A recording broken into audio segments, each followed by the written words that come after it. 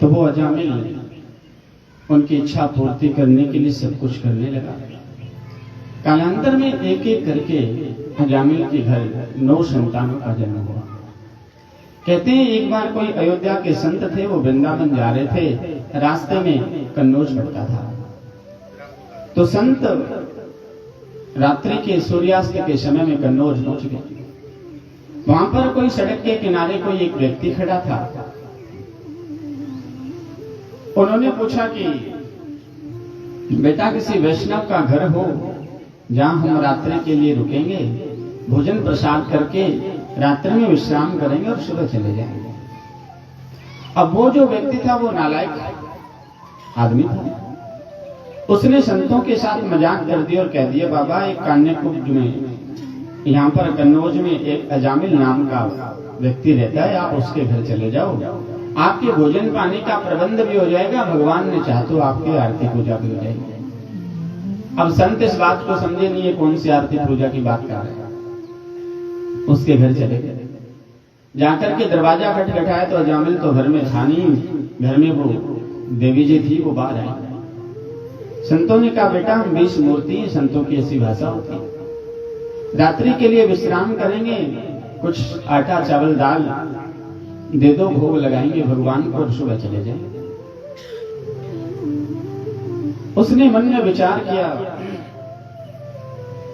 मां ने एक बात कही थी, जीवन में कभी भी किसी संत महापुरुष का अपमान नहीं करना। मेरे जीवन में तो कोई ऐसा अवसर आया ही नहीं, आज पता नहीं कौन से जन्म का भाग्योदय हुआ है, इतने संत चल के द्वार तक आए। उसने कहा महाराज मेरे घर में इतनी कहां पवित्रता कि मैं आपको आटा कुछ खाने पीने के लिए दे सकूं,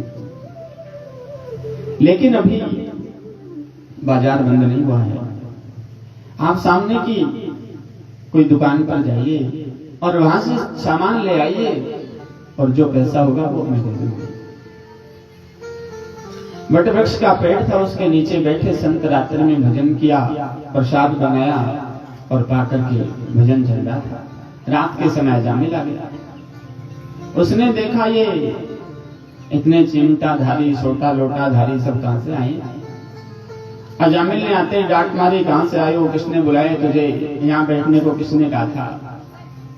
तो वो श्रीमती जी बाहर आ गई अजामिल को बोलता हुआ, और वो जैसे ही बाहर आई, या तो अजामिल का पारा गर्म था या एकदम नॉर्मल हो गया। उसको सामने देखा। संतों ने मन में विचार किया, बिटिया के पास चाबी ठीक है, दुनिया का कितना ही बड़ा सूरमा सही, कितना ही बड़ा मंत्री संतरी कुछ भी हो, घर आने के बाद दिल्ली होता है। हाँ, क्योंकि होम मिनिस्टर की पावर बहुत ज्यादा होती है, प्रधानमंत्री के बाद दूसरा पद होम मिनिस्टर का ही आता है, और होना भी चाहिए, होने में फायदा है। तो उसने कहा कि संत आए हैं, रात्रि भर रुकेंगे, सुबह चले जाएंगे। महाराज संतों ने मन में विचार किया, हमने इसका अन्न खाया है और इसका यदि कल्याण नहीं किया तो ये अन्न खाने के हम ऋणी हो जाएंगे। सुबह का सूर्योदय हुआ।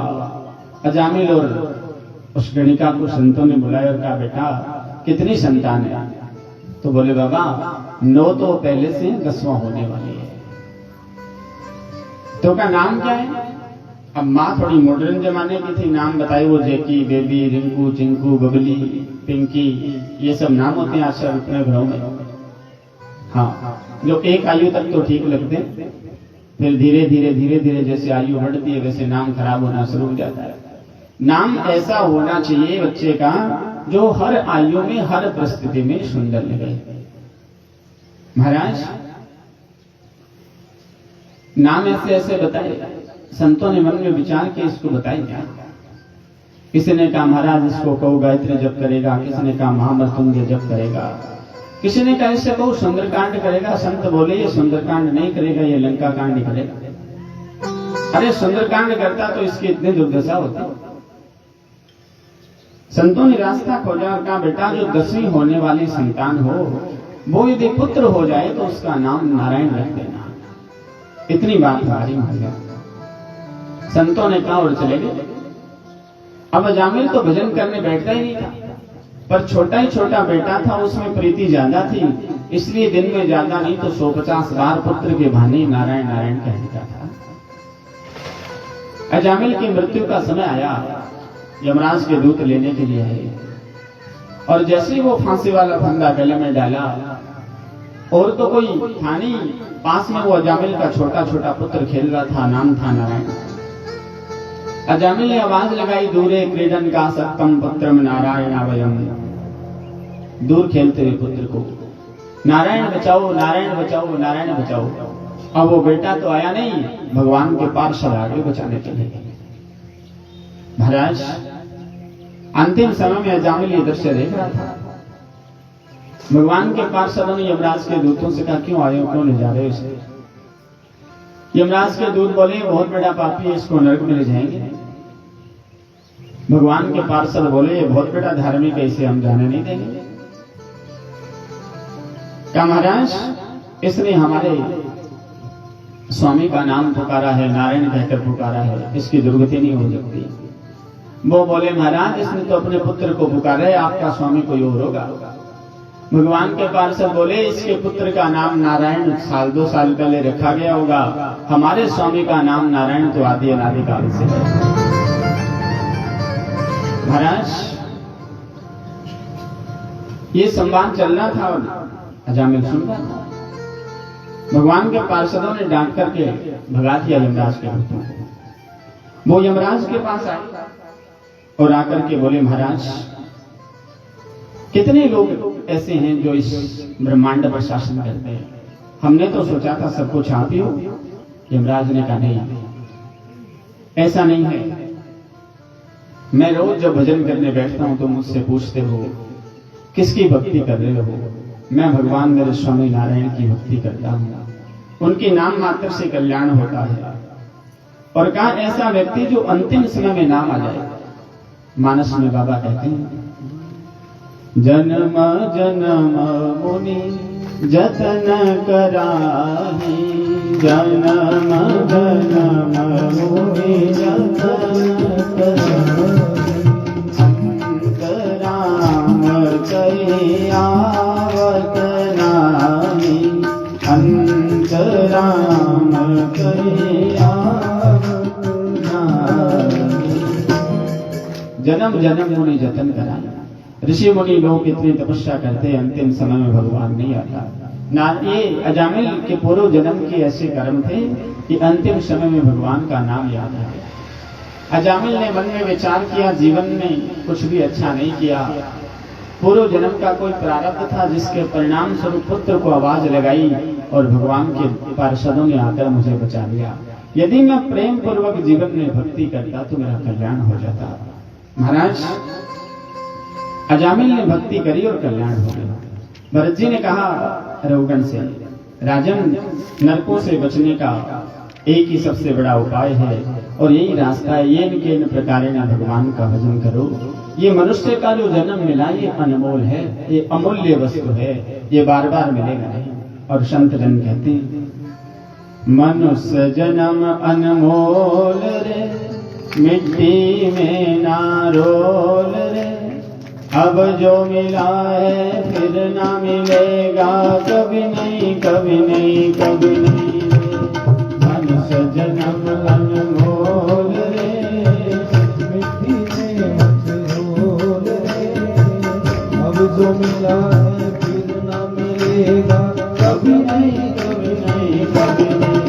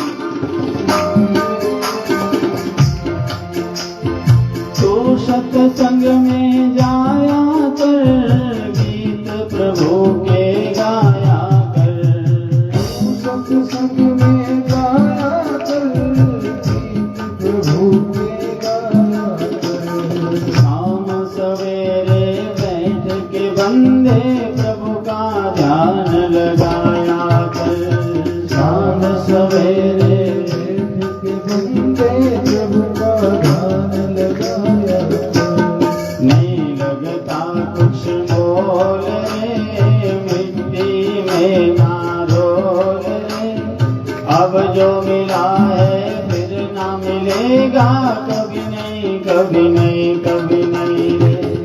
अब जो मिला अनमोल रे, मिट्टी में मत रोल रे। अब जो मिला है फिर न मिलेगा कभी नहीं, कभी नहीं, कभी नहीं रे।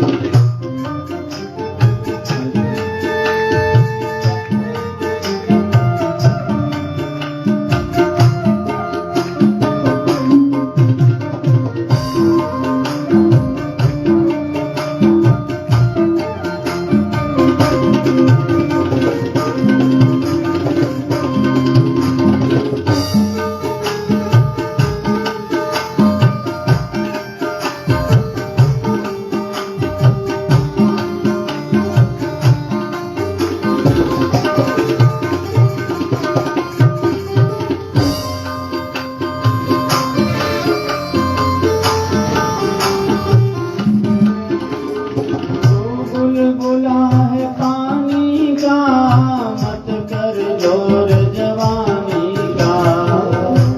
बुलबुला पानी का, मत कर जोर जवानी का। नेक कमाई कर ले बंदे, पता नहीं जिंदगानी का। नेक कमाई कर ले बंदे, पता नहीं जिंदगानी। सबसे मीठा बोल रे, मिट्टी में ना रोल रे। अब जो मिला है फिर ना मिलेगा कभी नहीं, कभी नहीं, कभी नहीं रे। जन्म अनमोल रे, मिट्टी में मत रोल रे। अब जो मिला है फिर न मिलेगा कभी नहीं, कभी नहीं, कभी नहीं रे।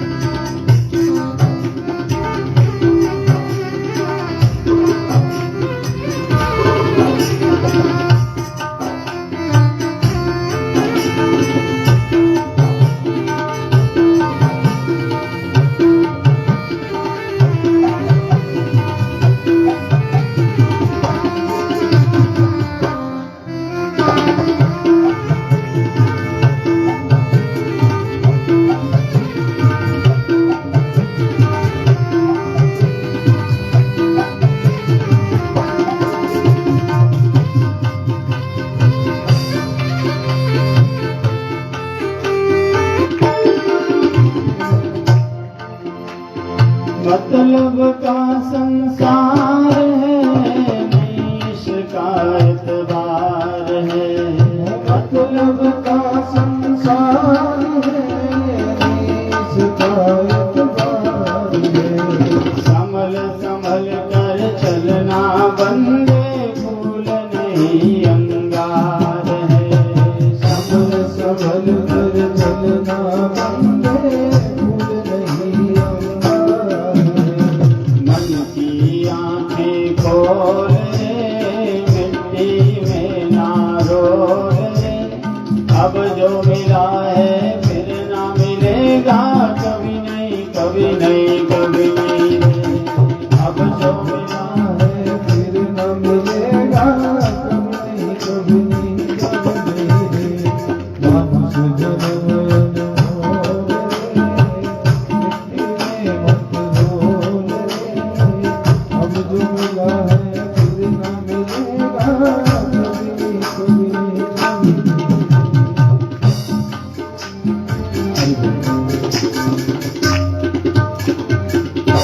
भरत जी महाराज की भयश अजामिल उपाख्यान के माध्यम से भरत जी महाराज ने रघुगण को उपदेश दिया। भरत जी ने रघुगण से कहा, राजन चलिए आप चलना चाहें तो पालकी में बिठा कर ले चलो। रघुगण बोला, महाराज जो आप हैं वो मैं हूं, जो मैं हूं वो आप हैं, तो फिर मैं पालकी में क्यों जाऊं। एक संत के सत्संग में रघुगण का ऐसा जीवन बदला, रघुगण का भी कल्याण हो गया और विश्वरूप वध की वृत्रासुरवध की कथा सुनाई सुखदेव जी महाराज ने राजा परीक्षित को। चित्रकेतु राजा की कथा का वर्णन हुआ, मर्द गणों की उत्पत्ति हुई, और अब भगवान के सप्तम स्कंद में प्रवेश करते हुए छठा स्कंद यहाँ पूर्ण होता है और भागवत में मनवंतरों की कथा प्रारंभ होती है, भगवान के अवतारों की कथा। तो भगवान का प्रथम अवतार सनक, सनंदन, सनातन और सनत कुमार का अवतार तो आप श्रवण कर चुके हैं। दूसरा वारा अवतार की कथा भी आप श्रवण कर चुके हैं। कहते हैं भगवान का तीसरा अवतार हुआ था नरसिंह अवतार। नरसिंह अवतार की कथा सुनाई। कहते हैं एक बार धर्मराज युधिष्ठिर की सभा में देवर्षि नारद आए थे। युधिष्ठिर जी ने राजस्व यज्ञ का आयोजन किया था और राजस्व यज्ञ के आयोजन में प्रथम पूजा का अधिकारी कौन होगा, ये प्रश्न उठा तो पितामह भीष्म ने भगवान कृष्ण का नाम ले लिया। नकुल, सहदेव, अर्जुन ने भी इनका समर्थन किया, पर शिशुपाल को ये बात अच्छी नहीं लगी। शिशुपाल तो भगवान का बड़ा दुश्मन था। शिशुपाल ने कहा इस गंवारिये की पूजा, जंगल में रहने वाला, जिनके ना माता का ठिकाना ना पिता का ठिकाना, इसकी पूजा नहीं कर सकती। शिशुपाल भगवान की बुआ का बेटा भाई था। शिशुपाल का जब जन्म हुआ था तो विद्वानों ने कुंडली देखकर के बताया था कि भगवान कृष्ण के हाथ से इसकी मृत्यु होगी। तो बुआ जी ने कृष्ण से कहा, बेटा तू मेरे पुत्र को मारना नहीं। तो भगवान ने कह दिया, बुआ जी मैं इसके 100 अपराध माफ कर दूंगा, ये 100 अपराध करेगा तब तक नहीं मारेगा। बुआ जी ने मन में विचार किया, क्यों 100 अपराध करेगा, क्यों मरेगा। पर यहाँ राष्ट्र यज्ञ में शिशुपाल गाली दे रहा था भगवान को।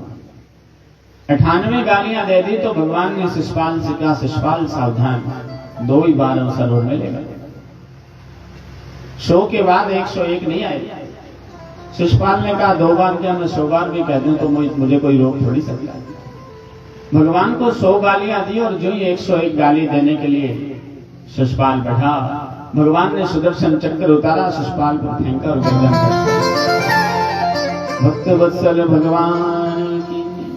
शिशुपाल के अंतर हृदय से दिव्य ज्योति निकली और भगवान के हृदय में समा गई। युधिष्ठिर जी ने जब ये दृश्य देखा तो नारद जी से पूछ लिया, महाराज भगवान का शत्रु था, इतनी गालियां देता था, फिर भी इसकी ज्योति भगवान में कैसे समा गई। नारद जी ने युधिष्ठिर जी से कहा, ये भगवान का पार्षद था। जय विजय की कथा सुनी थी हमने। वो जय विजय थे। पहले जन्म में हिरण्यकशिपु हिरण्याक्ष, दूसरे जन्म में रावण और कुंभकर्ण, तीसरे जन्म में शिशुपाल और दंपत्ति बनकर के आए थे। तो कहा कि ये इससे पहले जन्म में हिरण्यकशिपु नाम का बहुत बड़ा राक्षस हुआ। भगवान ने पहले जन्म में इसको नरसिंह अवतार लेकर के मारा था। तो कहा महाराज वो कैसे हुई लीला। तो कहा जब भगवान ने हिरण्याक्ष को मार दिया तो हिरण्यकशिपु भगवान का बहुत बड़ा शत्रु हो गया और केदार क्षेत्र में चला गया तपस्या करने के लिए। जाकर के ब्रह्मा जी की तपस्या की और 6 महीने तपस्या करी। ऐसी तपस्या करी कि ऊर्ध्व बाहु नभो दृष्टि, ऊपर आंखें करके नभ की ओर दृष्टि करके दोनों हाथ ऊपर उठा करके एक पैर पर खड़ा हो गया। ऐसी तपस्या करी हिरण्यकशिपु ने। 6 महीने तपस्या करी। विधाता ब्रह्मा जी प्रकट हो गए। ब्रह्मा जी ने कहा वरम ब्रूहि, वरदान मांगो। हिरण्यकशिपु ने कहा महाराज ऐसा वरदान दे दो कि मैं अमर हो जाऊं। ब्रह्मा जी ने कहा श्रीमान जी वो तो मेरे बस की बात नहीं है। जो वस्तु अपने पास है नहीं वो मैं दे नहीं सकता। तो ब्रह्मा जी ने कहा ये अमर तो मैं कर नहीं सकता, पर इसके बदले में तुमने 6 महीने तपस्या करी है तो चलो 6 वरदान मांग लो। हिरण्यकशिपु ने 6 वरदान मांग लिए। ब्रह्मा जी से घर आ गया। महाराज सारे जहां जहां हिरण्यकशिपु का राज्य था सब जगह तांडव मचा दिया। नगरपुर गांव को राक्षस आगे लगा देते थे और उसने मन में विचार किया जहां गौ संत ब्राह्मण संतों को परेशान किया जाएगा तो विष्णु सन्मुख आ जाएगा और फिर मैं उसे मार दूंगा। 5 पुत्र थे हिरण्यकशिपु के, उनमें सबसे छोटे थे प्रहलाद जी। कहते हैं हिरण्यकशिपु जब तपस्या करने गया तो इंद्र आया पीछे से और हिरण्यकशिपु की पत्नी का नाम कयादु था। वो गर्भवती थी। इंद्र कयादु का हरण करके लेकर के जा रहा था। नारद जी ने इंद्र से कहा क्यों लेकर के जा रहे हो? इंद्र बोला इसके गर्भ में हिरण्यकशिपु का बच्चा है, वो बड़ा होकर के राक्षस बनेगा और मैं जन्म लेते उसे मार दूंगा। नारद जी ने कहा यार तुम्हें कैसे पता चल गया कि वो राक्षस बनेगा? हो सकता है गर्भ का बच्चा कोई बहुत बड़ा साधु संत महापुरुष महात्मा हो। डांट लगाई। नारद जी ने इंद्र को फटकार करके भगा दिया।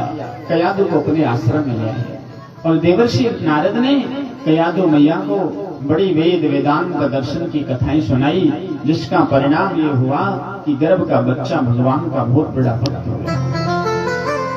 प्रहलाद जी का कालांतर में जन्म हुआ, धीरे धीरे बड़े हुए अध्ययन करने के लिए भेज दिया। शुक्राचार्य जी के पुत्र थे, संडामरक नाम था उनका, बहुत बड़ा हिरण्यकशिपु का विद्यालय चलता था, वहां पर वो पढ़ाते थे। 12 महीने अध्ययन करने के बाद जब प्रहलाद जी को लेकर के वो आए, हिरण्यकशिपु ने गोद में बिठा करके प्रहलाद जी से पूछा बेटा क्या सीख करके आए? प्रहलाद जी बोले पिताजी ये जो दुनिया दिखाई दे रही है ये सब झूठ है, ब्रह्म सत्यम जगन मिथ्या, केवल मेरा एक भगवान ही सत्य है। हिरण्यकशिपु हंस करके बोला ये बच्चा ऐसी बहकी बहकी बातें कैसे करता है, ले जाओ इसको ठीक से पढ़ा करके। गुरुजी फिर ले गए प्रहलाद जी को। एक दिन गुरुजी कहीं बाहर गए थे और छोटे छोटे बच्चों को साथ लेकर के प्रहलाद जी ने कहा अरे जो गुरुजी शिक्षा दे रही है तो संसार की शिक्षा है, इससे पार जाने की शिक्षा तो ये है कि भगवान का भजन करो। प्रहलाद जी महाराज चंचल ज्यादा थे, ताली बजाकर के विद्यालय में गुरुकुल में ही संकीर्तन कराना शुरू कर दिया बच्चों से। बच्चे ताली बजाकर के संकीर्तन गा रहे थे। इधर से गुरुजी ने प्रवेश किया, बच्चे नाच नाच करके गा रहे थे। गुरुजी ने डांट मारी, बेचारे जो जहां थे वहीं के वहीं मूर्ति बन करके रह गए। बच्चों के मन में लगा आज मार पड़ेगी। महाराज गुरुजी प्रहलाद जी को फिर ले गए हिरण्यकशिपु के पास। महाराज इसको बहुत बड़ी बीमारी है और ये बीमारी इसने धीरे धीरे पूरे गुरुकुल में फैला दी है, ये संक्रमित बीमारी है और बच्चों को और बीमार कर दिया उसने। हिरण्यकशिपु ने प्रहलाद जी से कहा बेटा तू ऐसा क्यों करता है, मैं तुझे मार दूंगा। प्रहलाद जी बोले तो कोई बात नहीं, मुझे डर लगता है कि मैं मर जाऊंगा, पर मेरा भगवान मेरी रक्षा करता है। हिरण्यकशिपु ने कहा कहां है तेरा भगवान? प्रहलाद जी बोले पिताजी ये मत पूछो कहां है मेरा भगवान, ये पूछो कहां नहीं है मेरा भगवान। परमात्मा तो सर्वत्र है, सर्वदा है। दुनिया का ऐसा कोई समय नहीं है जब भगवान ना हो, ऐसा कोई स्थान नहीं है जहां भगवान ना हो। हिरण्यकशिपु ने कहा मुझे दिखाई क्यों नहीं देता?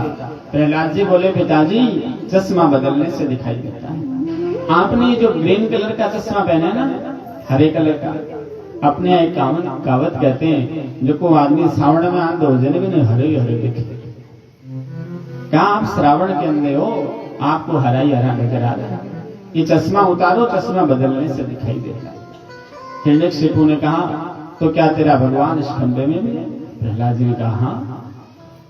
हिरण्यकशिपु ने कहा इस खंबे में है तो मैं इस खंबे को तोड़ दूंगा। विशाल गदा उठाई, खंबे को तोड़ने के लिए खड़ा हुआ, घुमा करके जोर से खंबे में गदा का प्रहार किया। खंबा जोर से आवाज करते खंबा टूट गया। जैसे ही खंबा टूटा नरसिंह बनकर के भगवान प्रकट हो गए। बोलो नरसिंह भगवान।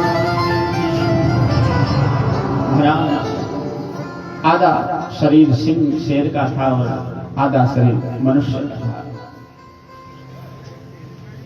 हिरण्याक्ष गदा लेकर के मारने के लिए दौड़ा। भगवान ने गदा हिरण्याक्ष से छीन करके झपट करके अलग फेंकी। हिरण्याक्ष को उठा करके अपने जंघाओं पर डाल दिया। भगवान बोले मरने के लिए तैयार हो जाओ। हिरण्यकशिपु बोला आप मुझे मार नहीं सकते, विधाता ब्रह्मा ने मुझे वरदान दी। भगवान बोले क्या वरदान दिए? हिरण्यकशिपु बोला पहला वरदान तो ये दिया है कि मैं ना नर से मरूंगा, ना मानव से मरूंगा, ना दानव से मरूंगा, ना देवता से मरूंगा। भगवान बोले वो तीनों ही नहीं, आधा दानव आधा नर हूं, आधा सिंह हूं, ना पशु हूं ना नर हूं, आधा आधा बन करके आया। तो बोला मैं ना बाहर मरूंगा ना भीतर मरूंगा। भगवान बोले बीच में दरबार की दहली पर। फिर मैं ना जल में मरूंगा ना स्थल में मरूंगा। भगवान बोले इसलिए तो गोद में लिटाया है, ऐसी मृत्यु तो किसी को आई नहीं जैसी तेरे को आई। फिर बोला तो महाराज मैं ना अस्त्र से मरूंगा ना शस्त्र से मरूंगा। भगवान बोले इसलिए तो सिंह बन करके आए, इन बगनखों से चीर करके मारूंगा, ना अस्त्र से मारूंगा ना शस्त्र से। तो बोला महाराज मैं 12 महीने में नहीं बनूंगा। भगवान बोले तेरे लिए 13वां पुरुषोत्तम मास भी तैयार कर दिया, और बता कोई व्यवस्था बची हो तो।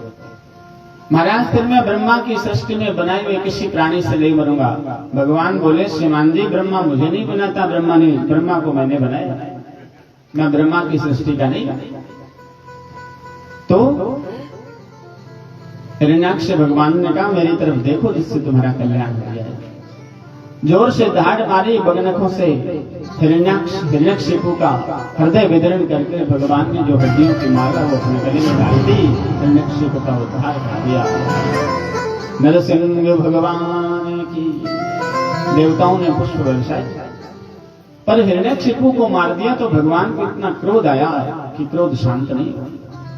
सारे देवता यक्ष गंधर्व राक्षस देवर्षि नारद भगवान शंकर ब्रह्मा जी सब आकर के खड़े हो गए, हाथ जोड़ करके आरतियां उतार रहे हैं, गिरदावलियां गा रहे हैं, स्तुति गा रहे हैं। श्रीमान जी का क्रोध शांत नहीं हुआ। नारद जी को उपाय सूझा, मैं लक्ष्मी जी को बुलाकर लाता हूं, उनके हाथे ठीक हो जाएगा मामला। वैकुंठ चले गए, श्रीमती जी से जाकर बोले क्रोध आया हुआ है, थोड़ा उनको शांत करना है। लक्ष्मी जी बोली उनको क्रोध कभी आता नहीं, मैंने तो अपने जीवन में देखा नहीं, मैं गई क्रोध शांत हो जाएगा। लक्ष्मी जी साथ आकर के देखा तो यहां नरसिंह बने बैठे। दूर से देखा स्वरूप भगवान ने दाढ़ मारी, वहीं से भागी वापस। नारद जी से बोले तुम जानो तुम्हारा काम जाने, अपने बस की बात नहीं, ऐसा स्वरूप कभी नहीं देखा। महाराज नारद जी ने प्रहलाद जी पास में खड़े थे, प्रहलाद जी से कहा बेटा आप ही जाओ, अब अंतिम रास्ता ही बचा। सबको डर लग रहा है, प्रहलाद जी को डर नहीं लग रहा। पास आई, भगवान ने अपने हाथों से उठा करके गोद में बिठा लिया, आंसू से सिर भिगोया, सिर पर हाथ रखा, रोते हुए बोले बेटा तुमने मुझे बहुत पुकारा पर मैंने आने में विलंब किया, इसके लिए मुझे माफ कर देना। महाराज भगवान बोले डरने लगता, सब डर रहे हैं। प्रहलाद जी बोले आप तो मेरी रक्षा करने आए हैं, रक्षक से कैसा डरा।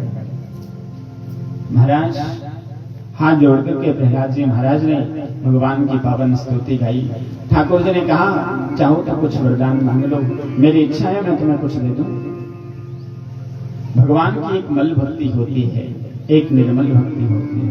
मल भक्ति वो होती है जिसमें कुछ इच्छाएं कामनाएं मांग होती है, और निर्मल भक्ति वो होती है निष्काम भाव से भगवान का भजन किया जाता है, बदले में कुछ भी मांगा नहीं जाता। और जब हम मांगते हैं तो भगवान हमारे स्तर से देता है, और जब हम बिना मांगे भगवान देते हैं तो वो अपने स्तर से देते हैं। और भगवान का स्तर हमसे बहुत ऊंचा है, क्योंकि भगवान के सामने हम तो भिक्षुक हैं, भिखारी हैं, और भिखारी की पूंछ कंबल से ज्यादा नहीं होती। भगवान का देने का स्तर बहुत ऊंचा है, वो देने पर उतर जाए तो पता नहीं क्या दे देते। हरियाणा में तो भजन भी गाते हैं, कोठी बंगले कार पता नहीं क्या दे देते। तो प्रहलाद जी महाराज ने हाथ जोड़ करके भगवान बार बार कह रहे हैं, ऊपर आकाश में देवता खड़े मन में विचार कर रहे हैं, बच्चे से बार बार कह रहे हैं मांग लो, ये मांग नहीं रहा। हम होते तो इतनी बड़ी लिस्ट बना करके दे देते क्या क्या चाहिए। हाँ अपन कलयुग के भक्त हैं, अपन एक अगरबत्ती भी करते हैं ना भगवान के सामने, तो भगवान को बताइए कुछ न कुछ मांगेगा इस अगरबत्ती के बदले, और मांगते भी। हम आरती भी करते हैं ना भगवान की, तो उसमें भी अपने स्वार्थ से आरती करते हैं। भगवान के सामने जाकर के खड़े होते हैं, एक बत्ती में थोड़ा सा घी लगा करके बत्ती रखते हैं, और फिर भगवान की आरती गाते हैं। जो ध्यावे फल पावे, दुख बिन से मन का, सुख संपत्ति घर आवे, कष्ट मिटे तन का। अगरबत्ती करते हुए कहते हैं जो ध्यावे फल पावे, दुख बिन से मन का, सुख संपत्ति घर आवे, कष्ट मिटे तन का। कोई मांगना शेष रह गया? और फिर होशियारी इतनी दिखाते हैं, उसी आरती की जब अंतिम लाइन गाते हैं तो हम कहते हैं तन मन धन ये जीवन सब कुछ है तेरा, तेरा तुझको अर्पण क्या लागे मेरा। ओम जय जगदीश हरे। लुधियाना के एक पंडित जी हुए थे। क्रांति के समय में पंडित सरदाराम फिलोरी बहुत बड़े स्वतंत्रता सेनानी हुए। सरदाराम फिलोरी को अंग्रेजों ने जेल दे दी तो लाहौर जेल में बंद कर दिया था।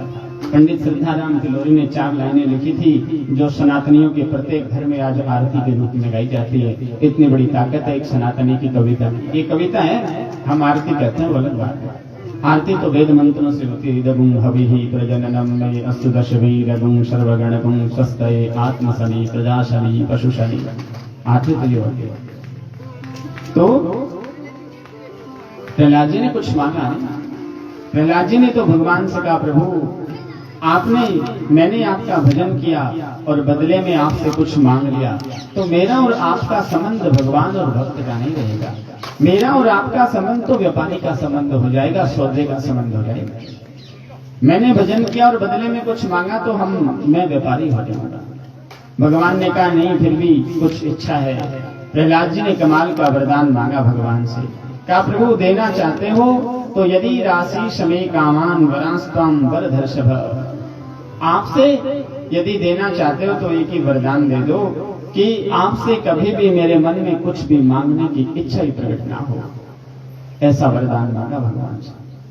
महाराज फिर भी भगवान ने कहा नहीं, तुम्हारे पिता का इतना बड़ा राजपाट है, ये संभालो और फिर समय के साथ तुम मेरे धाम को प्राप्त हो जाओगे। प्रहलाद जी ने हाथ जोड़ करके कहा, प्रभु एक वरदान तो जरूर मांगूंगा, ये जो मेरे पिताजी हैं इनकी दुर्गति नहीं होनी चाहिए। भगवान प्रहलाद जी से बोले, बेटा तेरे जैसा पुत्र जिस कुल में जिस खानदान में जन्म लेता है उसकी एक पीढ़ी नहीं 10 पूर्वान 10 अपरान, मैं तेरी 21 पीढ़ियों का उद्धार कर दूंगा। तेरी 20 आगे 10 आगे की 10 पीछे को एक तेरी। और मैं तुझे ये वरदान देता हूँ, आगे चल करके तेरे कुल में कोई कितना ही बड़ा राक्षस सही, उसे मैं अपने हाथ से नहीं मारूंगा। ऐसा वरदान दिया प्रहलाद जी को। और महाराज नरसिंह भगवान की पावन स्तुति गाई प्रहलाद जी ने और अपने पिता का राजपाट संभाला। यहाँ तक भगवान के नरसिंह अवतार की कथा का वर्णन सुनाया। आगे की मनवंतर में मानव धर्म और वर्णाश्रम धर्मों का निरूपण जो 3-4 दिन से हम लगातार सुन रहे हैं। शेषावस्था से ब्रह्मचर्य आश्रम, फिर गृहस्थ आश्रम, फिर वानप्रस्थ आश्रम और फिर संन्यास आश्रम।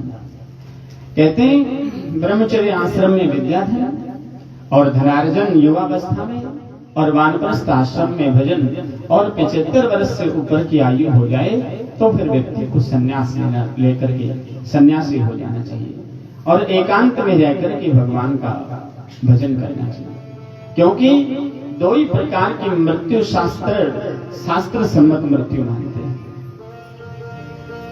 पहली मृत्यु होती है कलेवरम योगरतो विजयहार यदग्रणिर्वीर सयेन वृत्ता। पहली शास्त्र सम्मत मृत्यु है कि कोई व्यक्ति योग के द्वारा अपनी प्राण वायु को ब्रह्मरंध्र में स्थापित करके मृत्यु के हमला करने से ठीक पहले ही अपने प्राण त्याग देता है। शास्त्र कहते हैं 1 नंबर की शास्त्र सम्मत मृत्यु है। और दूसरी मृत्यु है यद अग्रणिर्वीर सयेन वृत्ता, अपने राष्ट्र की, देश की, धर्म की, गौ माता की और किसी नारी की और किसी हो रही हिंसा से किसी की रक्षा करने के लिए जो व्यक्ति लड़ते हुए अपने प्राण त्याग कर देता है, शास्त्र कहते हैं दूसरी सबसे बड़ी शास्त्र सम्मत मृत्यु है। 2 ही प्रकार की मृत्यु श्रेष्ठ मृत्यु है। इसके अलावा यदि व्यक्ति मरता है तो फिर पशु पक्षियों की तरह मरता है और बार बार जन्म लेता है। तो नरसिंह अवतार की कथा सुनाई। 7वें स्कंद पूर्ण करके 8वें स्कंद में प्रवेश करते हुए भगवान के हरि अवतार की कथा सुनाई।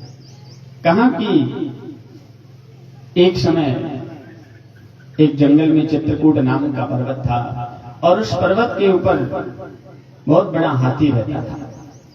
हाथी बड़ा मदमस्त और बलवान हाथी था। एक दिन सरोवर के किनारे पानी पीने के लिए गया था।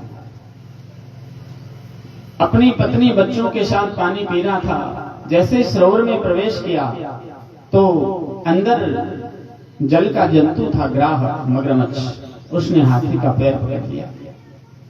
अभिमानी था, मन में विचार किया उसको पता चलेगा मैंने गजेंद्र का पैर पकड़ा है तो बेचारा हाथ जोड़ करके मुझसे माफी मांग लेगा।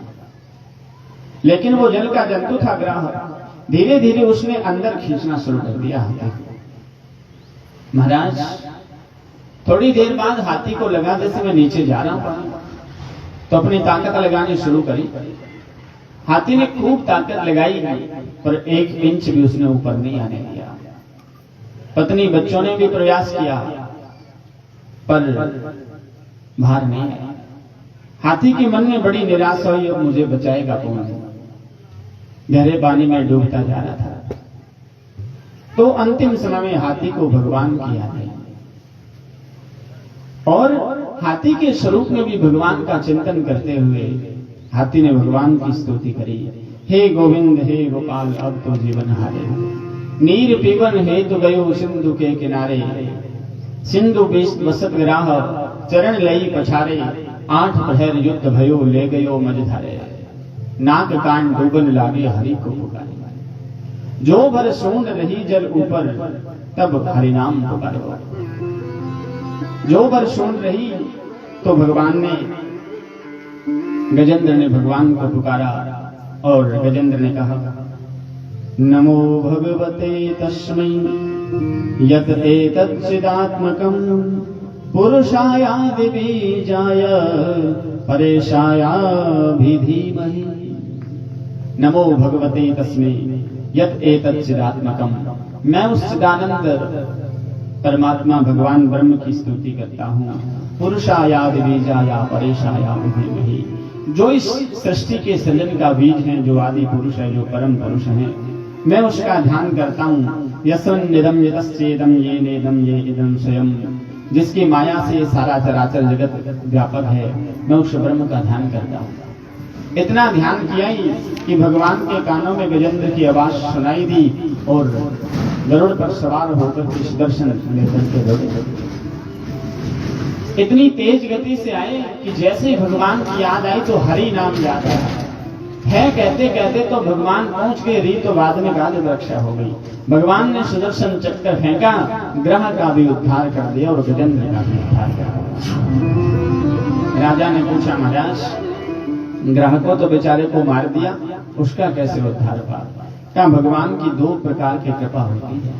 भगवान की एक कृपा होती है सहज कृपा और एक कृपा होती है कठोर कृपा। सहज कृपा से तो बाएं हाथ से हाथी को खींच करके बाहर निकाल लिया और कठोर कृपा से ग्रह का उद्धार किया, क्योंकि ये जो हाथी था ये कोई साधारण हाथी नहीं था। ये पूर्व जन्म में इंद्रद्युम्न नाम का राजा था और बहुत बड़े सरोवर में स्नान करने के लिए सायं के समय गया था और वहां अपनी रानियों के साथ मदमस्त स्नान करता था। ऋषि आ गए, प्रणाम नहीं किया। ऋषि ने कह दिया हाथियों की तरह स्नान कर रहा है, जरा भी पता नहीं अपने से बड़े आगे उनकी इज्जत करनी चाहिए, आगे चल करके हाथी हो जाएगा। वही इंद्रद्युम्न नाम का राजा हाथी बन करके आया था। और ये जो ग्रह था ये भी साधारण नहीं था, ये हुहु नाम का गंधर्व था और गंधर्वों का काम होता है देवताओं का मनोरंजन करना। तो ये देवताओं को हंसाता था। एक बार देवल नाम के ऋषि नदी में कमर तक जल में खड़े होकर के तपस्या कर रहे थे, तो ये हुहु गंधर्व अंदर होकर के गया पानी में और जाकर के ऋषि का पैर पकड़ लिया। ऋषि ने कह दिया मगरमच्छ की तरह पैर पकड़ रहा है, जा मगरमच्छी हो जा। तो वही हुहु नाम का गंधर्व मगरमच्छ बनकर के आया था। महाराज इसलिए भगवान सुखदेव जी ने राजा से कहा ग्राह के रूप में गंधर्व का उद्धार कर दिया और गजेंद्र के रूप में राजा का उद्धार कर दिया। इससे आगे के मनवंतर में समुद्र मंथन की कथा सुनाई। कहा एक बार देवासुर संग्राम हुआ, राजा बलि उस समय बहुत बड़े राजा हुए जो विरोचन के पुत्र थे और प्रहलाद जी के पुत्र थे। राजा बलि ने देवताओं को हरा करके स्वर्ग पर अधिकार कर लिया। महाराज देवता आए राक्षसों के पास, आकर के बोले देवता और राक्षस अलग अलग नहीं है, देवताओं और राक्षसों के पिता एक ही हैं, अगस्त्य ऋषि और महाराज कश्यप ऋषि। और उनकी दो पत्नियां अदिति और अदिति। अदिति देवताओं की मां है और अदिति राक्षसों की मां है। पिता एक ही है, मां अलग अलग हैं, तो भाई देवता और राक्षस। तो गाइस ने बलि ने स्वर्ग पर अधिकार कर लिया। देवता आए, ब्रह्मा जी से समाधान पूछा। ब्रह्मा जी ने भगवान से कहा, तो भगवान ने कहा तुम समुद्र मंथन करो, वहां से अमृत निकलेगा, देवता अमर हो जाएंगे। देवताओं ने आकर राजा बलि से समझौता किया, महाराज कोई बात नहीं, अब तक तो जो भी लड़ाई झगड़ा हुआ है उसे भूल जाओ, अब हम समझौता करेंगे और समुद्र मंथन करेंगे अमृत प्राप्ति के लिए। तो देवता और राक्षस तैयार हो गए समुद्र मंथन के लिए। कहते हैं मेनाक पर्वत की मधानी बनाई गई और वासुकी नाग की मैनी बनाई गई मंथन करने के लिए। एक तरफ देवता लगे, एक तरफ राक्षस लगे। देवता बोले हम बड़े बाप के इसलिए मुख की तरफ लगेंगे सर्प। अब ये पता नहीं होता कि सर्प मुख की तरफ से जो लगता है सर्प विश्वमन करता है। तो समुद्र मंथन हुआ तो पर्वत नीचे जाने लगा। नीचे जाने लगा तो भगवान का कच्छप अवतार हुआ। कच्छप अवतार धारण करके भगवान ने मंदराचल पर्वत को अपनी पीठ पर धारण किया और यहाँ भगवान का प्रथम अवतार हो गया समुद्र मंथन के समय कच्छप अवतार। और फिर जब समुद्र मंथन होने लगा तो अमृत तो निकला नहीं, हलाहल विष निकला और ऐसा विष था जो त्रिलोक्य दहनाद विषा, त्रिलोकी को जला देने वाला विष निकला। कहते हैं देवताओं ने भगवान शंकर को याद किया। शंकर जी आए और अंजलि में भर करके विष का पान कर गए। जैसे मुख के अंदर लिया शंकर जी को लगा अंतर हृदय में तो भगवान बैठे हैं, कहीं विष अंदर भगवान के ऊपर ना चला जाए। भगवान शंकर ने विष को गले में ही धारण कर लिया। विष की ज्वाला से भगवान का कंठ नीला बढ़ गया, इसलिए शंकर जी का एक नया नाम हो गया नीलकंठ। बोलो नीलकंठ महादेव की। मंथन चला तो दूसरा रतन निकला, कामधेनु नाम की गाय निकली जो ऋषियों को प्रदान की गई। उच्चैश्रवा नाम का घोड़ा निकला, राजा बलि को दे दिया। 4 नंबर पर ऐरावत नाम का हाथी निकला जो इंद्र को प्रदान कर दिया। कौस्तुभ मणि निकली, भगवान विष्णु के गले में डाल दी। कल्प नाम का वृक्ष निकला जो स्वर्ग में भेज दिया। रंभादिक अप्सराएं निकली, उनको भी स्वर्ग में भेज दिया। और 8 नंबर पर लक्ष्मी का प्राकट्य हुआ। महारानी लक्ष्मी ने भगवान विष्णु के गले में वरमाला डाली। 9 नंबर पर वारुणी मदिरा निकली जो दैत्य लेकर के भाग गए। और 10वें नंबर पर चंद्रमा का उदय हुआ जो भगवान शंकर ने अपने मस्तक पर धारण कर लिया। पारिजात वृक्ष निकला जो देवताओं के यहाँ स्वर्ग में स्थापित किया। और 12वें नंबर पर पांचजन्य शंख निकला जो भगवान विष्णु ने ग्रहण किया। 13वें नंबर पर धनवंतरी जी महाराज और 14वें नंबर का अंतिम रतन अमृत लेकर के समुद्र मंथन से प्रकट हुए। तो भगवान का धनवंतरी अवतार हुआ। समुद्र मंथन के समय भगवान के 3 अवतार हुए, कच्छप अवतार, धनवंतरी अवतार और तीसरा मोहिनी अवतार। जैसे ही कलश लेकर के प्रकट हुए राक्षसों ने झपट्टा मारा और छीन करके भाग गए। भगवान ने मन में विचार किया ये मामला और ज्यादा गड़बड़ हो गया, ये यदि अमृत पी करके अमर हो जाएंगे तो ये और परेशान जाएंगे। भगवान ने तुरंत मोहिनी रूप बना लिया और भगवान का मोहिनी अवतार हो गया। राक्षसों के बीच में चले गए। मोहिनी स्वरूप में बने हुए भगवान को राक्षसों ने देखा, देखते ही मोहित हो गए। लड़ रहे थे अमृत पान करने के लिए। भगवान ने कहा अरे तुम लड़ झगड़ क्यों रहे हो, तुम कहो तो मैं बांट करके पिला दूं सबको। राक्षसों ने मन में विचार किया ये काम और ज्यादा ठीक है, इसलिए कहते हैं घर में झगड़ा नहीं करना चाहिए। जो लोग घर में झगड़ा करते हैं, आपस में लड़ते हैं, तो तीसरा आदमी फायदा उठाता है। यहाँ भगवान तीसरे रूप में आए और फायदा उठा लिया। अमृत कलश लिया और बोले इसके ऊपर ऊपर तो पानी है, नीचे गाढ़ा अमृत है, तुम कहो तो ऊपर ऊपर से देवताओं को पिला दो, जो बचेगा वो तुमको पिला दो। महाराज राक्षस तैयार हो गए। एक तरफ राक्षसों की लाइन लग गई, दूसरी तरफ देवताओं की लग गई। सब देवता बैठे भगवान अमृत पिला रहे थे। सूर्य चंद्रमा के बीच में ये राहु केतु जो है ये आकर के बैठ गया। भगवान को पता चला ये राक्षस से सुदर्शन चक्कर से अमृत पी चुका था। गर्दन काटी तो ऊपर का भाग राहु हो गया और नीचे का भाग केतु हो गया। तब से सूर्य चंद्रमा का शत्रु हो गया, क्योंकि उन्होंने इशारा किया था और उसने कहा जब जब मेरा वक्त आएगा तुम मेरी कक्षा में आओगे, तब तब पृथ्वी पर ग्रहण पड़ेगा सूर्य और चंद्रमा के रूप में। तो राहु और केतु का उद्धार किया। देवताओं को अमृत पान करा करके भगवान मोहिनी के रूप में अंतर्धान हो गए। अब तो महाराज राक्षसों को बड़ा क्रोध आया। राक्षसों ने फिर स्वर्ग पर आक्रमण किया, देवताओं को मारकर फिर भगा दिया, अमर हो गए और स्वर्ग पर अधिकार कर लिया। महाराज कश्यप ऋषि से माता अदिति ने निवेदन किया कि महाराज कोई ऐसा पुत्र होना चाहिए जो राक्षसों से राज्य लेकर के मेरे पुत्रों को वापस प्रदान करे। कश्यप ऋषि ने मां अदिति को पयोव्रत का उपदेश किया। महाराज पयोव्रत व्रत का पालन किया मां अदिति ने, और इस मनवंतर में भगवान का कश्यप अदिति के घर वामन के रूप में अवतार हुआ। बोलो वामन भगवान की। और वामन के रूप में अवतार लेकर के भगवान ने कहा क्या क्या है। मां ने कहा राक्षसों से राज्य छीनकर वापस दो। भगवान बोले मैं छीन तो नहीं सकता, क्योंकि बलि पर गुरु की कृपा है, और जिस पर गुरु कृपा हो उसका मैं भी कुछ नहीं बिगाड़ सकता, मांगने जाऊंगा।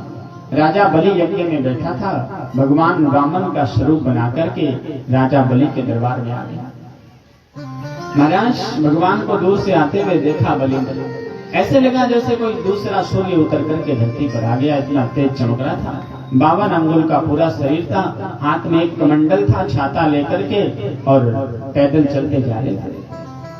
बलि ने कहा महाराज लगता है आप कोई बहुत बड़े तपस्वी ब्राह्मण हो, और राजा बलि के दरबार पर कोई एक बार आ जाता है तो मैं उसको इतना दान देता हूं कि फिर जीवन में मांगने की आवश्यकता नहीं पड़ती, आप कुछ मांग लो चाहो।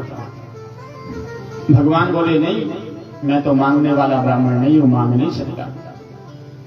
बलि बोला महाराज फिर भी मेरे यहाँ आयो तो कुछ तो मांगो। भगवान बोले अच्छा देना ही चाहता है तो ऐसा कर, 3 पैर भूमि दे दे। बलि ने कहा बलि के दरबार में 3 पैर भूमि। भगवान बोले हाँ वो भी मेरे पैरों से। बलि ने कहा 52 अंगुल का तो शरीर है, 3 पैर भूमि में ज्यादा से ज्यादा 1.5 फीट जगह मिलेगी आपको। भगवान बोले वो पूरी कर देना, बाकी बातें बाद में। शुक्राचार्य जी ने मन में विचार किया लगता है कोई गड़बड़ है। ध्यान लगा करके देखा तो अंदर वो टेढ़ी टांग वाला दिख गया। शुक्राचार्य जी ने बलि से कहा मना कर दे, नहीं देना। बलि ने कहा क्यों? अरे ऐसा वेरो चले साक्षात, ये कोई वामन नहीं है, ये साक्षात विष्णु है, तेरे साथ छल करने आए हैं। बलि ने कहा महाराज यदि ये विष्णु नहीं है, कोई साधारण है, ब्रह्मचारी है, तो 3 पैर भूमि देने में मेरा कोई नुकसान नहीं होगा। और यदि ये विष्णु है तो भी मैं मना नहीं करूंगा, जरूर दूंगा, क्योंकि आने वाली मानवता ये कहेगी जिस भगवान के सामने सारी दुनिया हाथ फैलाती है वो भगवान भी राजा बलि के दरबार पर मांगने आया था। भगवान ने अपने कमंडल का जल दिया और कमंडल से जल हाथ में लेकर के बलि ने संकल्प कर दिया, त्रीणी पदानी भूमि वामन रूपाय ब्राह्मणाय तुभ्यम अहं संप्रददे। जैसे ही संकल्प दिया महाराज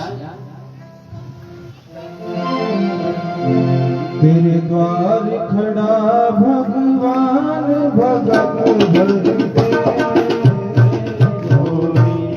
भगत भर दे तेरे द्वार खड़ा भगवान भगत भर दे, भगत भर दे।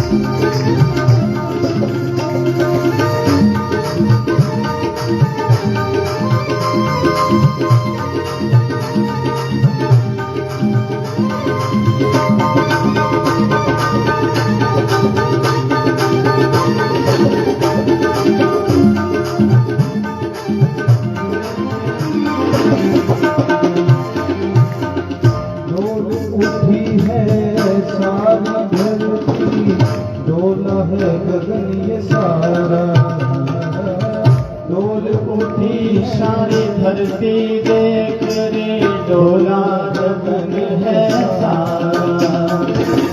भीख मांगने आया तेरे घर,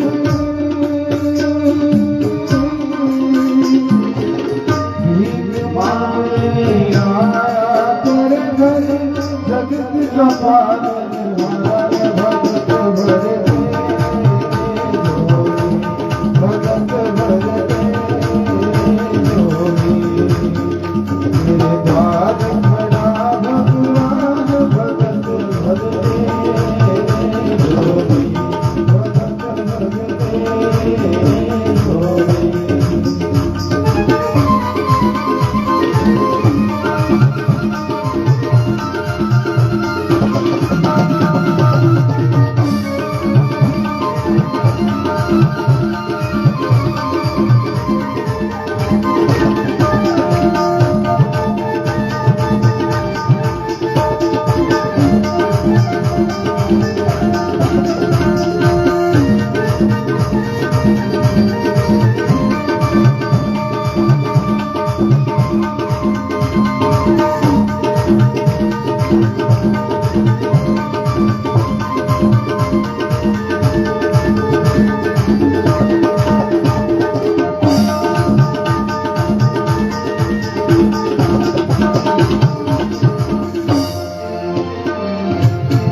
आज लूटा है सर्वस्व अपना, मान ले मेरा कहना। आज लुटा दे सर्वस्व अपना मान ले कहना मेरा। मिट जाएगा पल में तेरा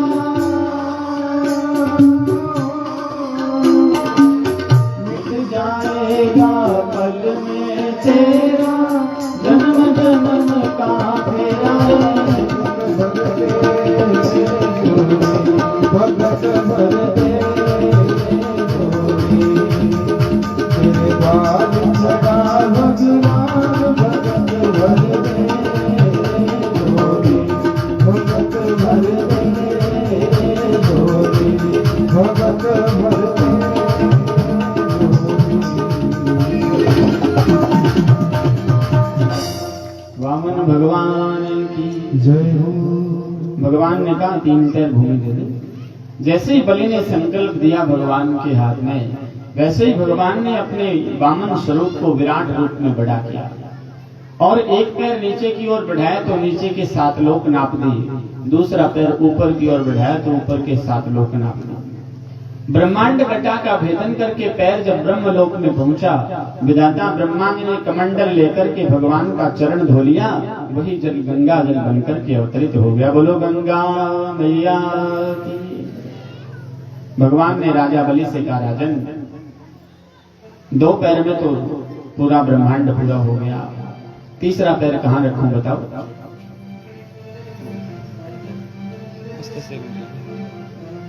राजा बलि ने कहा, महाराज एक बात बताओ, दान बड़ा होता है कि दाता बड़ा होता है? भगवान बोले दाता बड़ा होता है। बलि ने कहा, फिर मैं बाकी हूं, मेरा संकल्प पूरा होना चाहिए, बात झूठी नहीं होनी चाहिए। बलि ने कहा, तीसरा पैर मेरे मस्तक पर रखो और मुझे भी अपना लो। भगवान ने तीसरा पैर बलि के मस्तक पर रखा और बलि को सुतल लोक का राज्य प्रदान कर दिया। वामन बनकर के भगवान ने देवताओं का राज्य वापस लौटा दिया। वामन भगवान की। आगे के मनवंतर में देवव्रत नाम के राजा थे। भगवान का मत्स्य अवतार हुआ। जल से प्रलय होने का समय आया। भगवान देवव्रत राजा एक दिन सरोवर के किनारे पूजा करने गए थे। जैसे ही पानी से अंजलि भरी सूरज को अर्घ देने के लिए हाथ में एक छोटी सी मछली आ गई और मछली देखते ही देखते बड़ी हो गई। थोड़ी सी लीला हुई थी इस बीच में। राजा ने ले जाकर के बड़े सरोवर में रखा, फिर वहां से निकाल करके समुद्र में। तो कहा साधारण मत्स्य हो नहीं सकता, आप कौन हो बताओ। तो भगवान ने कहा मैं साक्षात भगवान विष्णु हूँ और आज के 7 दिन बाद इस धरती पर प्रलय होगा। सप्तऋषि आएंगे, तुम्हारे पास एक नाव आएगी, धरती के सारे बीज और सप्तऋषियों को लेकर के उस नाव में सवार हो जाना और जब प्रलय काली समुद्र में नाव डगमगाने लगे तो मत्स्य के रूप में मैं तुम्हें दिखाई दूंगा। मछली के शीश के ऊपर एक सींग होगा, अपनी नाव को उससे बांध देना। प्रलय के बाद आगे के जन्म में वही देवव्रत नाम के राजा मन्नु बनकर के आएंगे जब कलयुग समाप्त हो जाएगा और सतयुग के प्रारंभ में। कहते हैं सूर्य चंद्रमा बृहस्पति एक रासौ समय संति यथा तस्य बृहस्पति। सूर्य चंद्रमा और बृहस्पति एक साथ जिस दिन मुख्य नक्षत्र में प्रवेश करेंगे उसी दिन कलयुग समाप्त हो जाएगा और सतयुग प्रारंभ हो जाएगा। हर युग में प्रलय नहीं होता। ये देवव्रत नाम के राजा ही आगे के मनवंतर में मन्नु बनकर के आएंगे, जो वर्तमान में बद्रिकाश्रम क्षेत्र में देवापी नाम के राजा, जो वहां पर एक गांव है कोई, उस स्थान पर आज भी तपस्यारत हैं, जो सतयुग में मन्नु बन करके धरातल पर आएंगे। और भगवान का मत्स्यावतार हुआ। इससे आगे के मनवंतर में भगवान का राम के रूप में अवतार हुआ। सुखदेव जी ने राजा परीक्षित से कहा, राजन, भगवान राम के वंश की कथा मैं 100 जन्म लेकर भी विस्तार पूर्वक नहीं सुना सकता। भगवान श्री नारायण के नाभि कमल से ब्रह्मा जी की उत्पत्ति हुई। ब्रह्मा जी के पुत्र हुए मरीचि, मरीचि के पुत्र हुए कश्यप और कश्यप ऋषि के पुत्र हुए विवस्वान सूर्य और विवस्वान सूर्य के पुत्र हुए श्राद्ध देव मनु।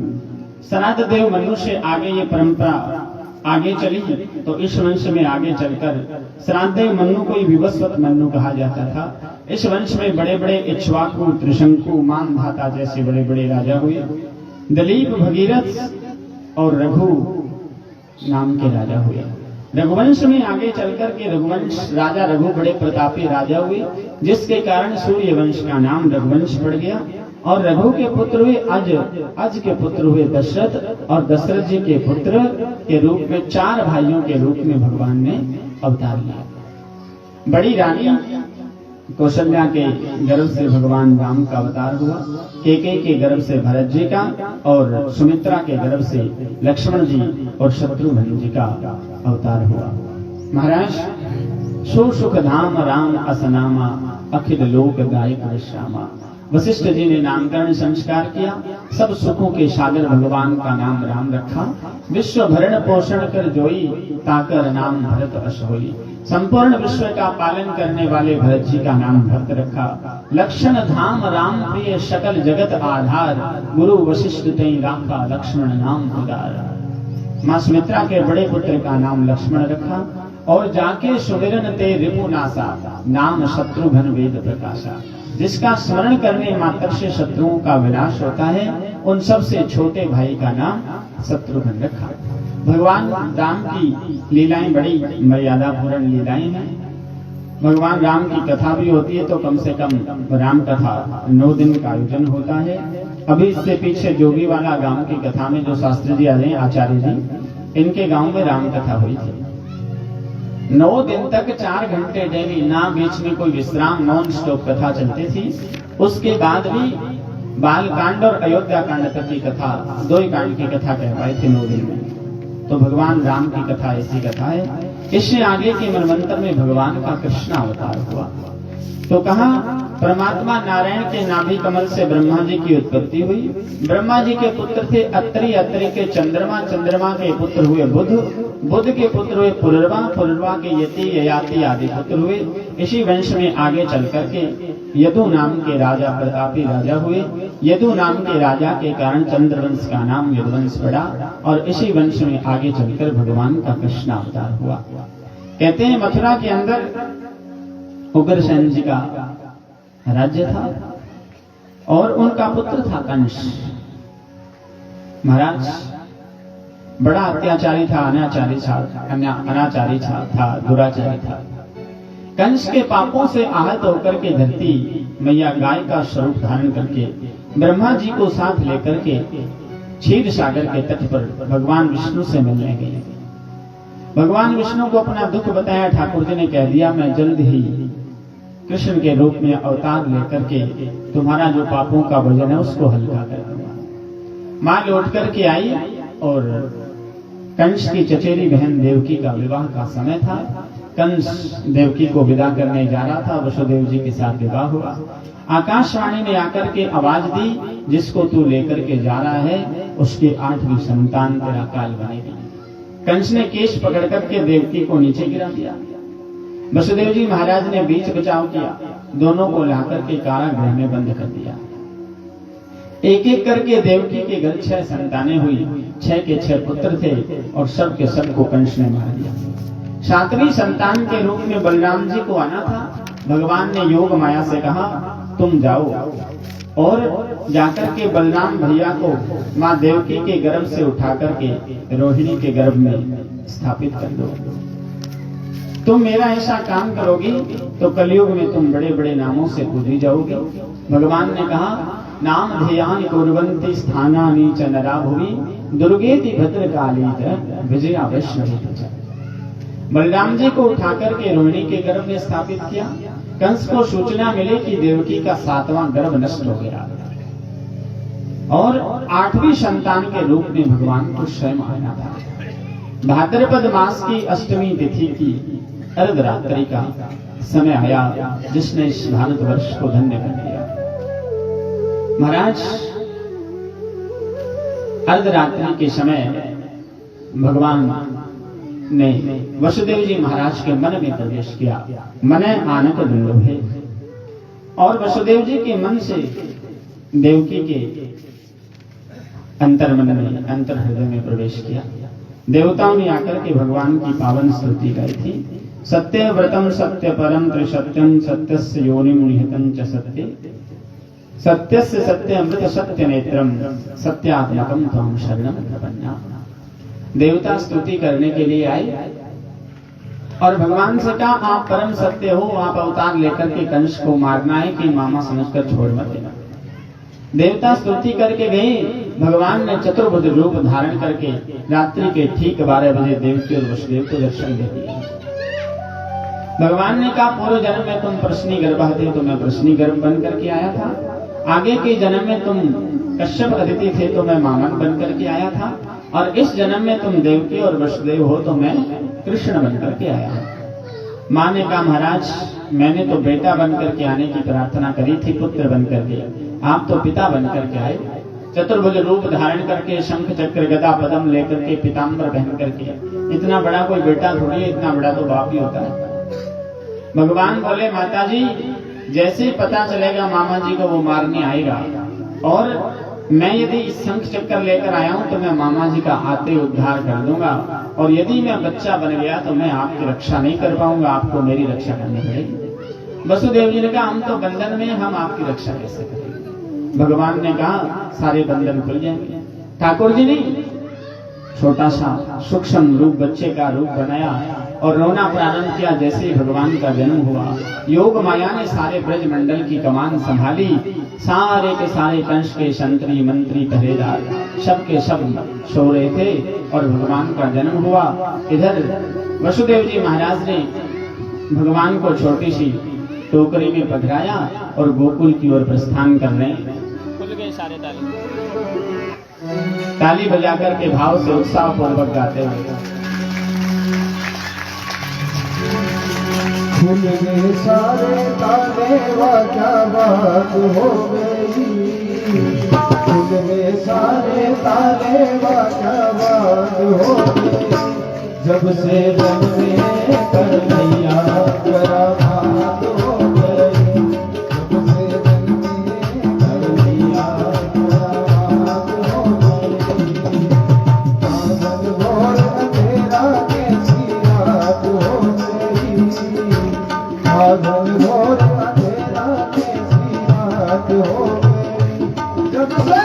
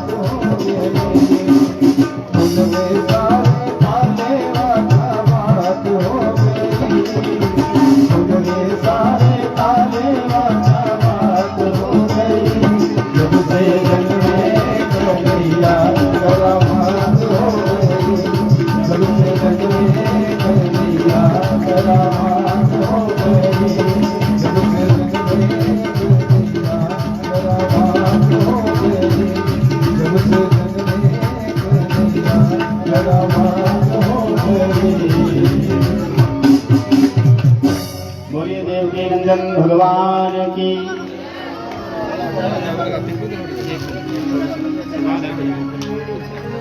तो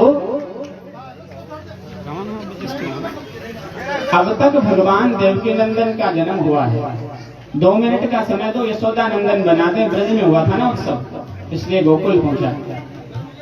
वसुदेव जी महाराज देवकी नंदन भगवान कृष्ण को लेकर के गोकुल की यात्रा कर रहे हैं।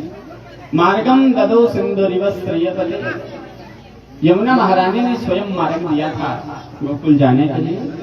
वसुदेव जी महाराज गोकुल में नंद बाबा के महल में प्रवेश किया। योग माया वहां जन्म ले चुकी थी। वसुदेव जी महाराज नंद रानी के पास भगवान सुलाकर योग माया को उठाकर के मथुरा आ गए और इधर नंद बाबा गौशाला में बैठे थे। नंद बाबा की बहन थी जिसका नाम था सुनंदा। सुनंदा को पता चला कि भैया जी ने जो इतने भंडारे कराए, अनुष्ठान कराए, धर्म पुण्य किया, उसका परिणाम ये हुआ कि नंद बाबा के घर नीलमणि जैसे लाला का जन्म हुआ है। बोलो नंद नंदन भगवान की, यशोदानंदन भगवान की। तो सुनंदा ने जाकर के गौशाला में नंद बाबा को बताया कि बाबा आपके घर में नीलमणि जैसे लाला का जन्म हुआ है। तमद्भुतम बालक मम भुजक्षणम, नीलमणि जैसे लाला का जन्म हुआ। जैसे ही भगवान के जन्म का समाचार सुना नंद बाबा ने, 80 वर्ष के नंद बाबा में 16 वर्ष की आयु जैसा जोश आ गया। पीले कपड़े पहन करके, पीली बगलबंदी पहन करके, गले में फूलों की माला डाल करके तुरंत यमुना स्नान करके और नंद बाबा गोकुल के राजमहल के द्वार पर आ गए। और कहते हैं बड़े ब्राह्मणों को बुलाकर के नंद बाबा दान कर रहे हैं, सब ब्रजवास से मिलकर के उत्सव मना रहे हैं, बधाई गा रहे हैं। सारे लोग अपने अपने स्थान पर खड़े हो जाएंगे और नाचते हुए भगवान की बधाई गाएंगे। यशोदा ने जायो नंद लाल, बधाई सारे भगतान ने। यशोदा ने जायो नंद लाल, बधाई सारे भगतान, बधाई सारे भगतान, बधाई सारे भगतान, बधाई सारे भगतान, बधाई सारे भगतान। यशोदा ने जायो नंद लाल, बधाई सारे भगतान, यशोदा ने जायो लाल, बधाई सारे भगतान।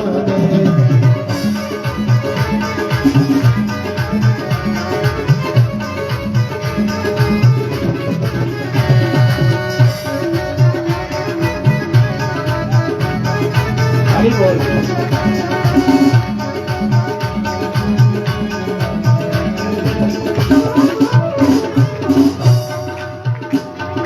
आज हो आंगनो धन्य हुयो है, आज हो आंगनो धन्य हुयो है, कृष्ण कन्हैया को जन्म हुयो है, कृष्ण कन्हैया को जन्म हुयो है, कृष्ण कन्हैया को जन्म हुयो है, कृष्ण कन्हैया को जन्म हुयो है। नाचो रे सब कोई आज, बधाई सारे भगवान, नाचो रे कोई आज,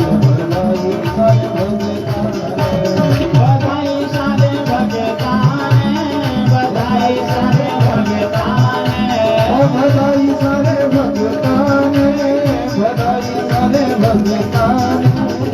यशोदा ने जायो नंद लाल, बधाई सारे भगवान, यशोदा ने जायो लाल, बधाई सारे भगवान।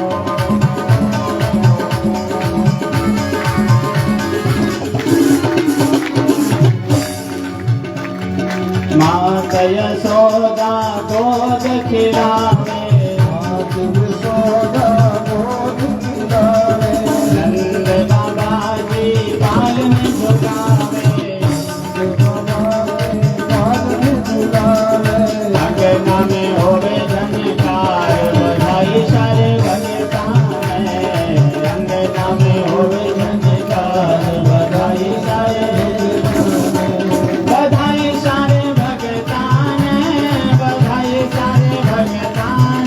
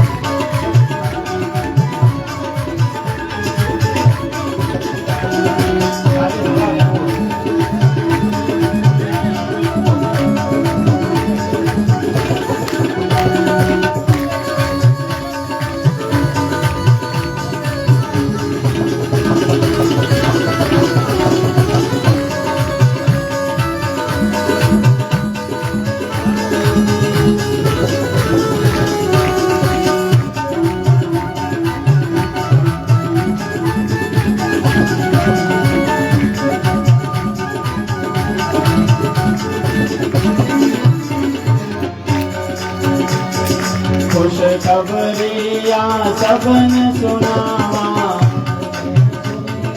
सबने सुनावा तुम्हारे नाचा आपा मौज मनावा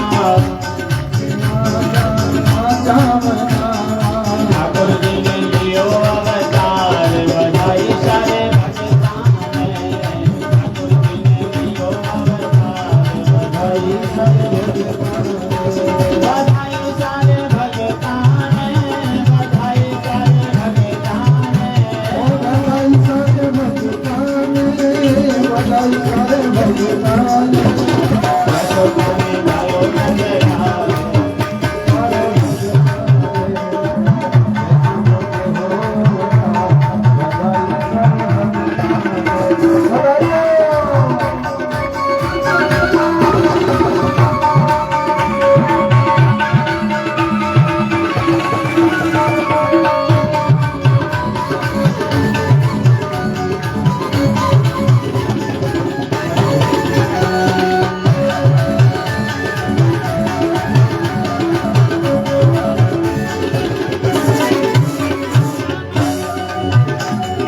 वृंदावन थारो धाम विराजे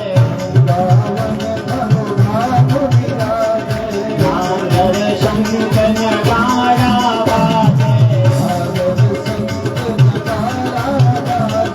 नागर की होवे घंटकार बधाई सारे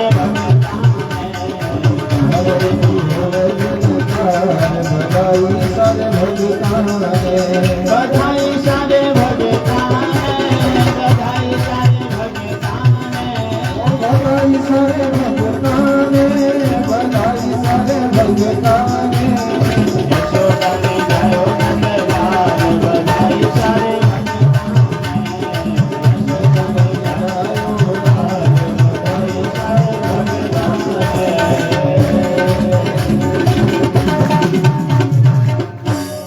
आप मेरे पीछे पीछे बोलेंगे जोर से कृष्ण जन्म की सभी को बधाई हो बधाई हो बधाई हो।